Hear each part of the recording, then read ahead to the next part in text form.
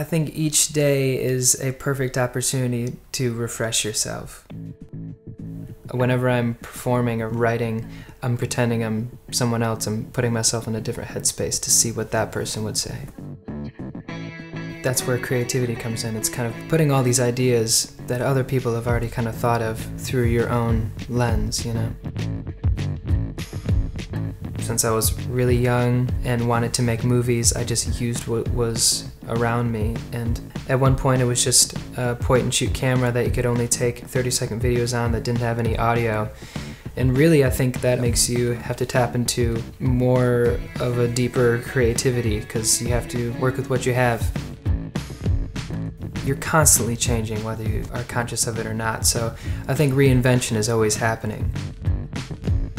The album that I just made, I got really fascinated by how things are translated, because if you have a piece of poetry and it's in Spanish and you translate it to English, it's going to say something completely different than it did in Spanish, and you get these really beautiful moments that you would never think to write that way in English because it's this translation.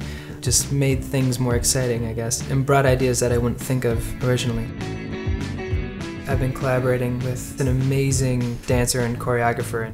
I remember when we first started working together, I was feeling very insecure about my movements. I was very conscious of everything I was doing, and I can't even watch myself do this right now. And he just looked at me and he goes, "Well, don't." And I was like, "Oh, yeah, okay, you're right." I think the hardest part is admitting to yourself that you can actually do it and not judging yourself too much, because that's just such a waste of time. It's so much wasted energy when you're sitting around thinking whether you're good enough or not, you know? I like to constantly refresh my creative process because that keeps me excited. Don't tell yourself that it's impossible, and you can get a lot out of life that way, I think. Yeah. The future is yours. Make it.